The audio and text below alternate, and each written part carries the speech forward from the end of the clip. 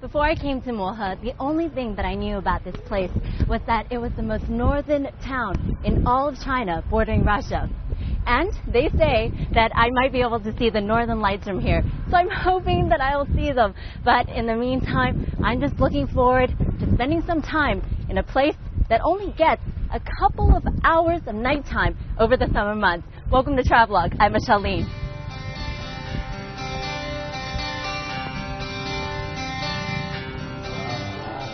Located on the border of the Dangxing Anling, or Greater Xing'an Mountains region, Mohe is a small county in Heilongjiang province that has long been regarded as a place that's way off the beaten track. So while many people may have dreamt of visiting the most northerly town in China, few dared to brave the 20-hour train ride from Harbin. But that all changed in 2008 when Mohe Airport opened. Nowadays, it's pretty accessible since there are direct flights from most major cities in China to Harbin, from where you can take an hour and 40 minutes flying hop to Mohe. Flights to Mohe are only once or twice a day, depending on the season, so make sure you plan your trip well. The name Mohe, meaning black ink in Chinese, derives from the black debris-filled Heilongjiang River that runs through the area. While most people visit this northern town in the hope of getting a glimpse of the northern lights and experiencing the extreme winter and snowfall, few know that Mohe has spectacular scenery all year round. In whichever season you come, it will take your breath away. It's the coldest place in China, with temperatures dropping below -50 in winter. This extreme climate earned Mohe the nickname China's North Pole Village.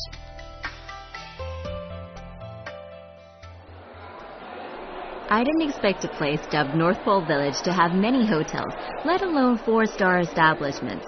So I was happy to discover there are many hotels and hostels spread across town. We stayed at the Jinma Hotel, the most luxurious hotel in town, and I can safely tell you that it comes up to par with most 4-star hotels in China's major cities. Now, if you don't fancy a Chinese breakfast, there is a continental menu available throughout the day, and for those of you who are internet dependent like I am, you'll be happy to know there's a connection in all the rooms. You may be way up north, but don't worry, you'll still be connected to the outside world. One of the first things you'll notice about Mohe town is that the main street is filled with new European-style buildings meant to emphasize Mohe's proximity to Russia. That they had to be built in the first place was due to the Great Fire of 1987 that wiped out virtually the entire county. I head over to a museum in town dedicated to the fire to find out a little more about the devastation which was wrought on the entire Greater Xing'an Mountains area, not just Mohe. It's shocking to hear that it took 28 days to fight the fire after it started on the 6th of May 1987, a date that is ingrained in the minds of the locals. The Great Fire swept across an area of over 1 million hectares, wiping out everything in its path, forests, towns, and homes, and claiming 211 lives. Can you imagine all this pain and wreckage just because of one cigarette? The fact that this museum stands here today is living proof that people can overcome anything. You know, tourists and locals both can come here and remember this day, but they know that outside, everything is being rebuilt. Be warned, some of the images in the museum are quite graphic and leave little to the imagination. Still, it portrays the devastating incident well. In Mohe, the only places left standing were a school, a toilet, a graveyard, and a portion of the forest.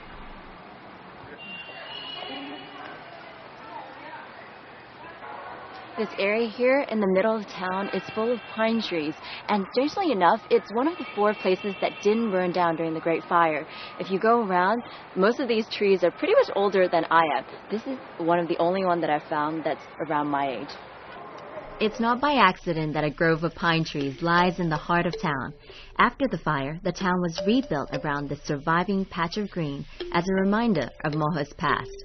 Most of the trees here are several hundred years old, and while they lack the presence one would expect of trees that age, don't let their size fool you. The climate here only allows these pine trees to grow a little every year.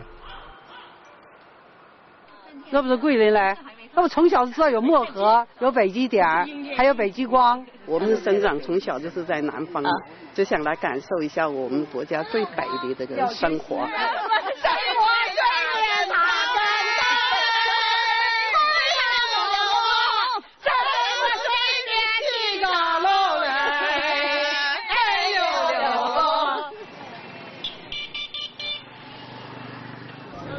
Walking through town, I chance upon a local market, something I never ever say no to.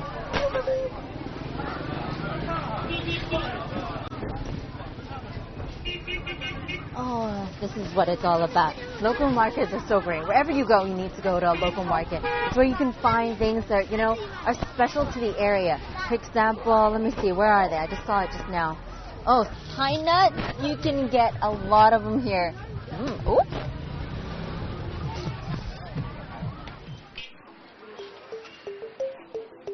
For those of you who are into organic produce, you'll be happy to know that most of the nuts here are grown locally or picked straight from the surrounding forest. I don't think I've seen that many different types of mushrooms anywhere. I was starting to wonder why I didn't recognize most of the mushrooms, but I'm told they're actually wild mushrooms from the nearby forest and are known for their medicinal properties.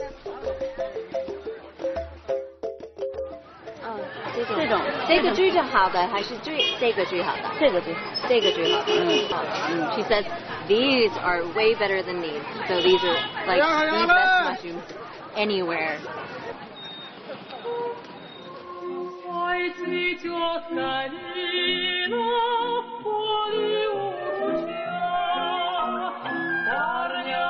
I've been told there's a traditional Russian bread house in town, and who am I to say no to a few carbs?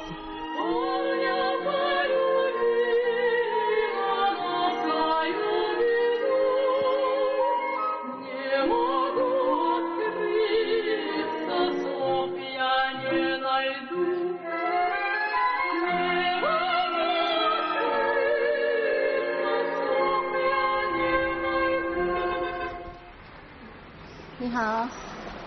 放下吃的喝自己。哦，你好，你好，你好。这个你们家做的吗？自己做的，自己发面、揉面，自己做的。你怎么样学这个的？这个学从小跟着妈妈学会的。你妈是俄罗斯人吗？俄罗斯人。哦，有什么不一样的？我想买一点点。这样的就是外加了一点，就这个果酱，就是咱们这嘎子都市就是牙疙瘩，就是苏联名，就是牙疙瘩。什么果？牙疙瘩就是蓝莓。我让你尝一尝我们怎么个吃法，我教给你啊。OK， 好。这个放上果酱。这是蓝莓，这就是都市。The freshest jam in town。特别好，真的特别好，有一点酸，有点甜的。对，又酸又甜，还香。对。It's a little sour. It's a little sweet from all the sugar that she's added, but it just smells like fresh fruit. It's so good. 特别好。Even during the warmer months, the temperature here varies drastically between day and night, so you may be interested in a large freestanding thermometer in town that lets you know just how cold you are. The average annual temperature here is around -4 degrees Celsius, and with temperatures dropping to -40 and 50 degrees during the winter, it's really no wonder Mohe can claim to be the coldest place in China.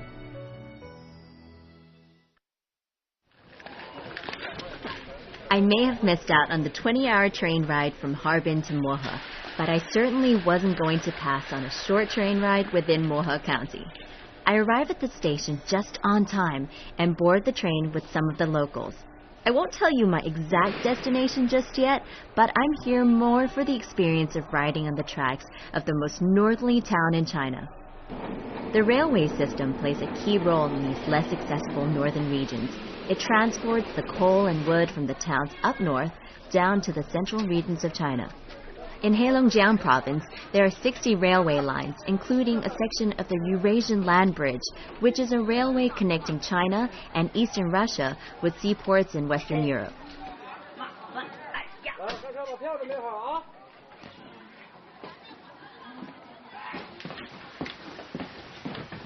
You see these? They're so old school. Like, there are booths and like tables and stuff. And you want to check out these bags. Look up. Look up. Wow. I love those.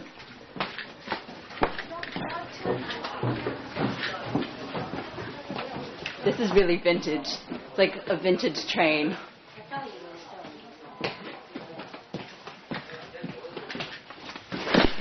So I heard that you can go from Mohe town to Gulian, which is the most northern stop in all of China. This trip is turning out to be one where my compass is constantly pointing north. I'm headed to the northernmost railway station in China.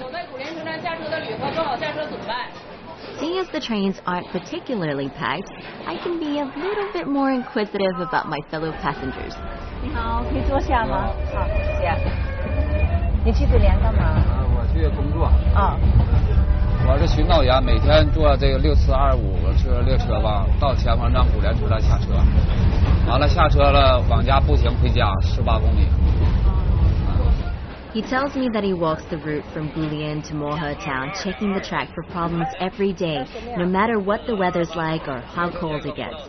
I'm really moved by his evident devotion and good nature when he speaks of his job. I don't think many people would be able to maintain such optimism when it's minus 40 degrees out.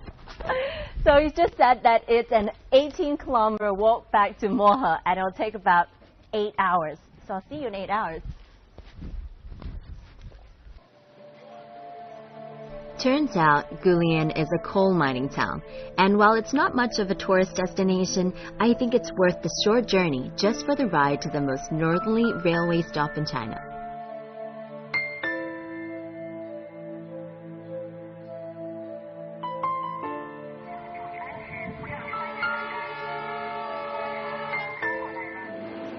For those of you without time constraints, consider taking the train. It's the best way to see the magnificent forests of northern China, which cover a large part of Mohe County.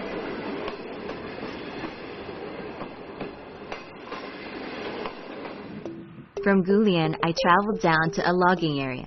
Yes, I know it's a very unusual place to visit, but after the Great Fire, a lot of emphasis was placed on environmental protection and sustaining the regenerated forest areas. While I'm not the greatest campaigner for environmental causes, I still think that it's important that we all work to reduce our carbon footprint, and I figured it'd be interesting to check out one of the main industries in Mohe. Most of the locals here used to work in the logging industry or have jobs related to products derived from the forest, but in recent times, many have moved to tourism-related jobs. I was told that they have greatly reduced lumber production in order to avoid overexploitation of the forest, and in 2009 invested more than 487 million RMB in environmental protection.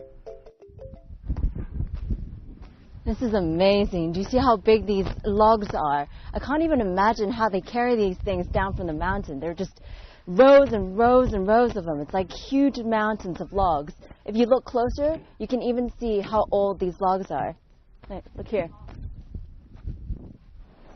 While it's a great pity that these trees need to be felled, I was happy to learn that many more trees are replanted for every one that is taken from the forest. You know, it's really amazing, like, how old these trees are. 200, 300 years old, and you get a log this big. It kind of makes you think about the paper you use every day, doesn't it?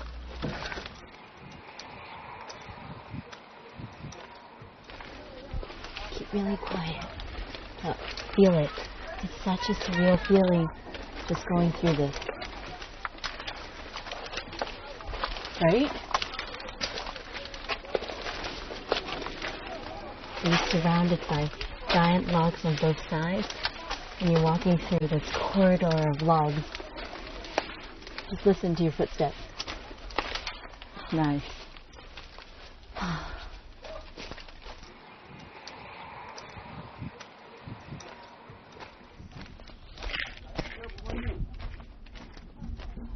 你好。你好。我是Michelle。你好，你叫什么？我叫王守忠。王守忠是吧？哦，你好，我坐一下干嘛？行。好。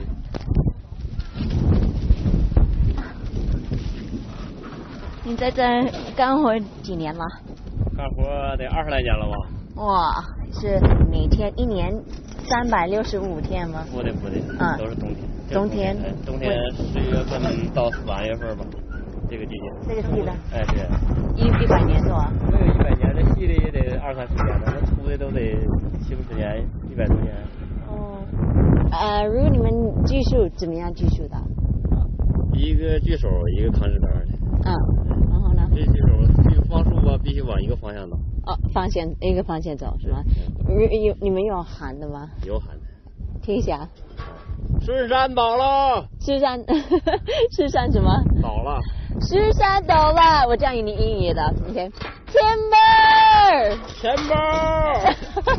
挺好的。挺好的。In the past, Moha was known for its gold, and a lot of people from many different countries would come here just to pan for gold.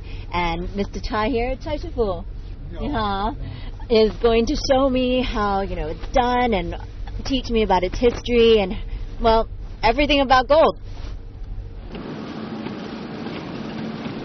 There are many local legends telling of how gold was first discovered here.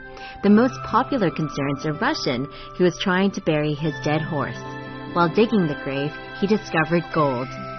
Another version involves a gold nugget found in the belly of a duck. Anyway, however gold was discovered in 1860, people flocked here from all over the world in the hope of finding their fortune. At the Li Jinyong Ancestral Temple, you'll be able to see the old tools used for panning gold back then, and you'll also find out a little bit about Li Jinyong himself, a government official sent to Heilongjiang in 1887 to establish the Moho gold mine. Having sent some infiltrating Russians packing, Li turned the mine into the most successful gold mine in China at the time. Since then, a total of 300 tons of gold has been found in the area. In his younger days, Mr. Chai was the chairman of the Mohe gold mine, and he takes me to the place where the gold panners would rest after spending many hours in the shallow waters of the Heilongjiang River. You can still make out the remains of the makeshift homes here. 俄罗斯当时就苏联没解体之前，苏联人在这块采金最多。到下边看一看，这里头是人当时住的那个条件啊。这个就是搁石头砌的，转圈砌的墙，砌墙之后上面俩扒桦树皮，就人们白天下矿体去采金儿，在那边，晚上回来就到这住，连做饭带吃饭。大概这一个屋也得住10几个人，就这一个小就这一个小地印子。北山上大概10米8米就有一个，北山上也不少。这块前面这个还有，这前面这都是。如果冷的时候，他们怎么样采金子？天都最冷的时候，他才能采金；天都不冷的时候还不能采金。为什么？这种金子呢，必须冬天采。什么原因？夏天上水，挖下一个坑，在那坑里往出掏沙子，从这沙子往出里拿金，所以夏天上水就不好办。冬天时候是零下40多度，他们受不了。冬天。都不穿棉袄，就可以干。尽管天那么冷了，一干起活了，天那也就不冷了。Being here, it's not that difficult to imagine the hardships the gold panners in Mohe faced. It brings to mind the 49ers of the Californian gold rush, both being places where dreams were made, but more often dashed.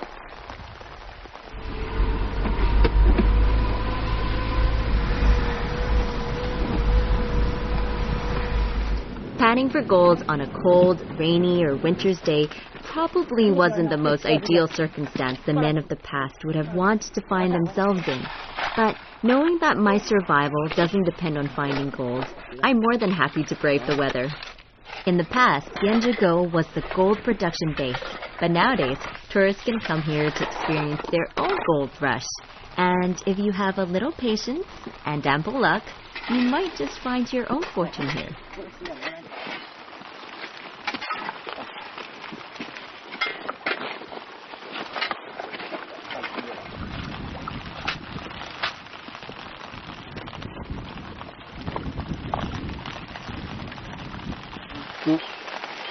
这个非常清楚吧？可能是能看到吧？对啊，能看到啊。这有几个啊？这还有几个？哇。也行，也挺好。Do you see how small this is? How many of these would you need to make a ring? Tiny.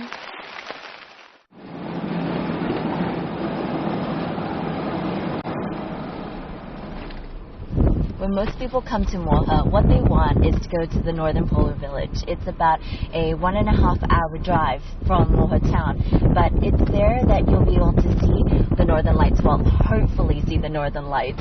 You can either go by a bus or you can hire a car and drive up there, you know, through great landscape, forest, and beautiful mountains. So it's a really nice drive. Over the course of the 1.5-hour drive, you'll be tempted to get out of the car, breathe in some fresh air, and take a closer look at the natural surroundings. But if you're a smoker, don't even think of lighting up. It caused a great fire once, and you wouldn't want to be the cause of another.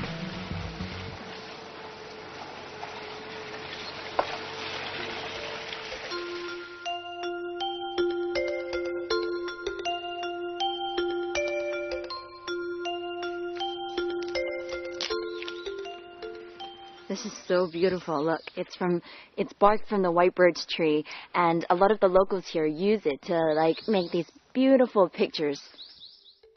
Okay, so here's something that I wasn't even going to attempt in the forest, but some of the local guys told me that the birch bark catches fire incredibly quickly, so it's often used to light a fire in the stoves at home.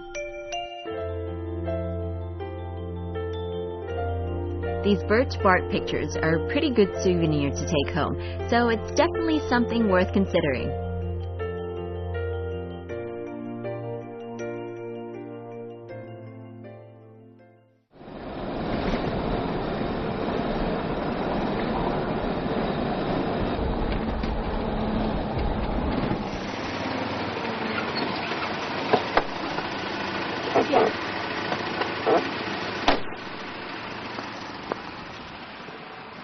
Okay, I recognize the characters Bei and Chun, so I'm guessing that I'm at the right place and we're at Beiji Chun, the North Pole village. I'm finally here.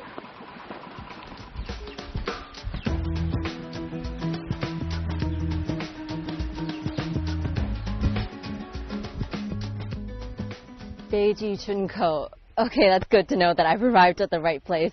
But even if I hadn't, well, I'm being surrounded by timber houses and wide open blue skies. So, you know, it's not such a bad thing even if I did get it wrong.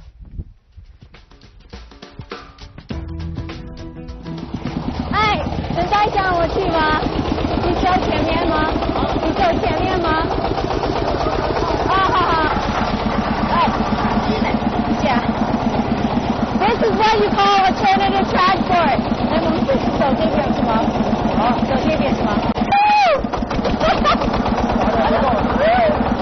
The people in the village are really nice. I just asked him if he knew where I wanted to go, and he was just like, yeah, I know the way to that place. I'll take you. And he's transporting Earth at the moment, so I'm like, all right, you know, we'll just jump on the track-like thing and go.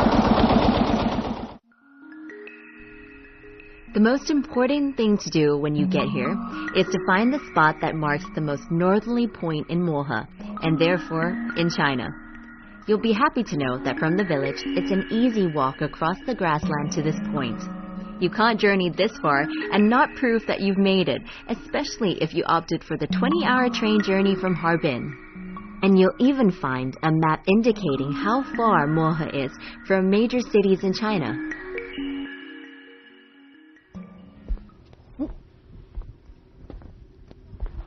Sure, you can walk from Beijing to Moha. It's only 1,568 kilometers if you're up to the task. This point here, though, where I'm standing, this is the most northern tip of China. You're at the north of the north.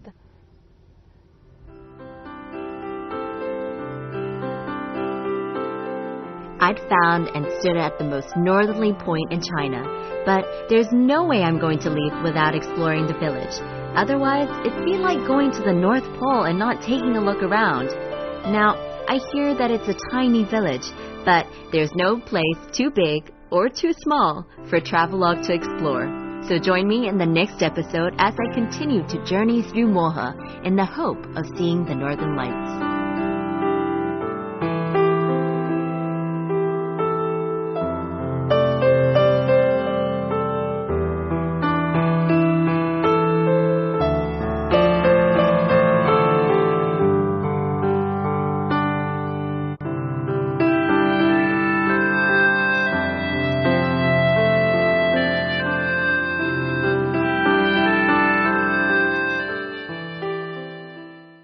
To Mohe are only once or twice a day, depending on the season, so make sure you plan your trip well. The name Mohe, meaning black ink in Chinese, derives from the black debris-filled Heilongjiang River that runs through the area. While most people visit this northern town in the hope of getting a glimpse of the northern lights and experiencing the extreme winter and snowfall, few know that Mohe has spectacular scenery all year round. In whichever season you come, it will take your breath away. It's the coldest place in China, with temperatures dropping below -50 in winter. This extreme climate earned Mohe the nickname China's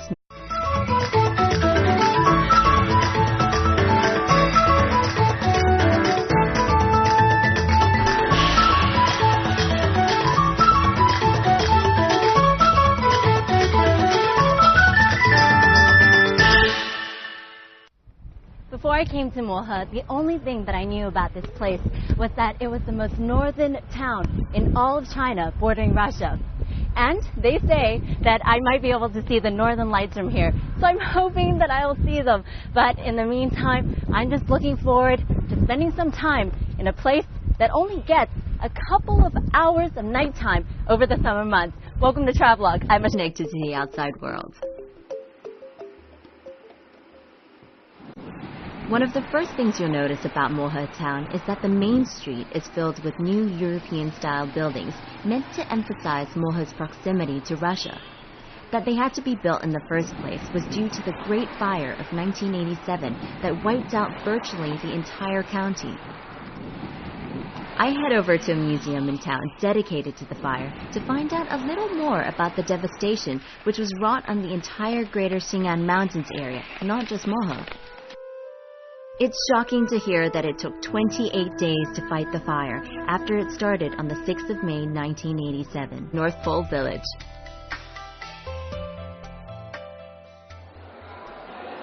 I didn't expect a place dubbed North Pole Village to have many hotels, let alone 4-star establishments. So I was happy to discover there are many hotels and hostels spread across town. We stayed at the Jinma Hotel, the most luxurious hotel in town, and I can safely tell you that it comes up to par with most 4-star hotels in China's major cities. Now, if you don't fancy a Chinese breakfast, there is a continental menu available throughout the day, and for those of you who are internet dependent like I am, you'll be happy to know there's a connection in all the rooms. You may be way up north, but don't worry, you'll still be Cataline.